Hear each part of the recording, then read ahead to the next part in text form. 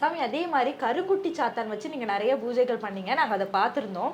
கருங்குட்டி சாத்தான் வச்சு பண்ணும்போது வாராகி அம்மனை ஒண்ணா சேர்த்து வைக்கிறதுன்றது நாங்க வந்து பார்த்தது கிடையாது. இது எப்படி நீங்க பண்ணீங்க? வாராகி என்பது பார்த்தீங்கன்னா நிறைய பேர் அதர்ம தெய்வம் அவங்க வீட்டில் வச்சு விட போடக்கூடாதுன்னு வராகியே பயப்படுவாங்க. ஆனால் கருங்குட்டி சாத்தன் அப்படின்னு வரதுனால குட்டி சாத்தன் வரதுனால குட்டி அப்படின்னா சின்னன்னு அர்த்தம், சாத்தன்னா பையன், மலையாளத்தில் பையன் அர்த்தம். ஆனால் நிறைய பேர் மாந்திரிகம் பண்ணுறவங்க பூஜை பண்ணவங்களே என்ன சொல்கிறாங்கன்னா குட்டி சாத்தானா அப்படின்ற மாதிரி பயந்துன்னு தான் என்கிட்ட ஃபோன் பண்ணுவாங்க. அது வீட்டில் வைக்கலாமா, சாமி கூட வைக்கலாமா, நான் வந்து நீங்கள் சாமி கூட வைக்கிறீங்க ஆனால் எனக்கு எதனா பாதிப்பு வந்துடுமா, நீங்கள் எதாவது கட்டு போட்டிருப்பீங்க அப்படிலாம் என்கிட்ட கேட்பாங்க. ஆனால் இதில் உண்மையான விஷயம் அப்படி என்னென்னா கேட்டேன்னா குட்டி சாத்தனா சிவனுடைய கடைசி பையன். அப்போ வாராகி என்பது காளியுடைய அம்சம், பத்ரகாளியுடைய பையன் தான் வந்து இந்த கருங்குட்டி சாத்தன், விஷ்ணுமாய சாத்தன். இந்த விஷ்ணுமாய சாத்தனுக்கும் தாய் வாராகிக்கும் வந்து பார்த்தா தொடர்பு உண்டு. அதாவது நம்ம பீடத்தில் பார்த்தோன்னா வராக காளி பீடம் தான் போட்டிருப்போம். வராக காளி பீடம் ஏன் போட்டிருக்கோம்னா வராகி வந்து பார்த்தீங்கன்னா காளியுடைய அம்சத்தில் வந்தவள் அப்படின்னு சொல்லுது. அதே மாதிரி உன்மந்த பைரவர் வந்து காளியுடைய புருஷனாக இருக்கிறார். அதே மாதிரி உன்மந்த பைரவர் வந்து பார்த்தீங்கன்னா வராகியோட புருஷனாக இருக்கார். கால பைரவர் வந்து காளியோட புருஷனாக இருக்கார். ஆக மொத்தம் பார்த்தீங்கன்னா பைரவ பத்தினியாக இருக்கக்கூடிய அம்பாள் வாராகி வந்து பார்த்தீங்கன்னா இந்த கருங்குட்டிக்கு தாய் உறவு தான் வருது. அதனால தாயும் பிள்ளையும் ஒன்றா வச்சு இங்கே பூஜை பண்ணுறோம். ஓகே சாமி, நான் வந்ததுலேருந்தே எனக்கு கண்ணில் உறுத்திட்டே இருக்கிறது வந்து அந்த சிலை.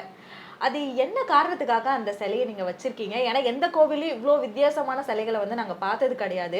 ஆனால் இங்கே இருக்க ஒவ்வொரு சிலையுமே வித்தியாசமாக இருக்குது. அதை பற்றி எங்களுக்காக சொல்லுங்கள். இது வந்து பார்த்தீங்கன்னா கனக குட்டி சாத்தான்னு சொல்லுவாங்க. இது கனக குட்டி சாத்தான், அதாவது பார்த்தீங்கன்னா 390 குட்டின்னு சொல்லுவாங்க. இது கேரளாவில் வந்து பார்த்தீங்கன்னா விஷ்ணுமாயா வந்து தலைமையாக வச்சுருப்பாங்க. விஷ்ணுமாயா கீழே வந்து கருங்குட்டி படைத்தலைவதியாக வச்சுருப்பாங்க. அவருக்கு கீழே வந்து பார்த்தீங்கன்னா 390 குட்டிகள் இருக்குது. அந்த 390 குட்டியில் வந்து கனக குட்டி சாத்தான், அகோர குட்டி சாத்தான், மாணிக்க குட்டி சாத்தான் நம்ம பீடத்தில் வந்து எல்லா இடத்துலையும் வந்து எந்திரமாக தான் வரைஞ்சி காட்டியிருப்பாங்க மாந்திரிகள்லாம். இங்கே வந்து நம்ம அது சிலையாக வடித்து வச்சுருக்கோம்.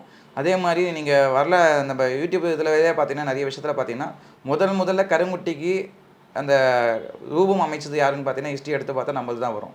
இன்றைக்கி வந்து பார்த்தீங்கன்னா கருங்குட்டி நான் தான் கொடுத்தேன், நீ தான் கொடுத்தேன், எல்லாரும் பெரிய மாந்திரிகள்லாம் எங்கிட்ட தான் வாங்கியிருப்பாங்க அப்படின்லாம் நிறைய பேர் சொல்லிட்டு இருக்காங்க. ஆனால் வந்து பார்த்தீங்கன்னா நம்ம வந்து வெளியே காட்டிக்கிறதா யாருமே வந்து பார்த்தீங்கன்னா உண்மையான விஷயங்கள் உள்ளவங்க, தெய்வ வழிபாடு உள்ளவங்க பார்த்தீங்கன்னா தன்னை வந்து வெளியே காட்டிக்க மாட்டாங்க. இந்த விஷயத்தை நான் ஏன் சொல்கிறேன் அப்படின்னா, அதாவது என்னை காட்டிக்கொள்வதற்காக நான் இந்த விஷயத்த சொல்லலை. இறைவன் என்பது ஆத்மாத்மா வழிபாடு போகும்போது அவர் அருள் புரிவார். அதனால் பார்த்தோன்னா முழுமையாக அவருக்கு படைகளும் அதுக்கான பூஜை மந்திரங்கள் சொல்லி தியானத்தில் வந்து வழிபாடு பண்ணும்போது அந்த கருங்குட்டி பகவான் வந்து நமக்கு காட்சி குடிப்பார் என்பதற்காக தான் அந்த சுவாமியை பண்ணுறோம். என்கிட்ட வந்து 400 பேர் தான் நான் தீட்சை கொடுத்துருக்கேன். அந்த 400 பேருமே வந்து பார்த்தோன்னா முறையாக வந்து அவங்களுடைய தாயோட பேர், அவங்க ஜாதகம், அவங்களுடைய ஜென்மத்தில் வந்து அந்த கருங்குட்டியோட அனுகிரகம் இருக்குமா இல்லை காளியோட அனுகிரகம் இருக்குமான்னு பார்த்துட்டு அதை ஆராய்ச்சி பண்ணி தான் நம்ம தீட்சை தரோம்.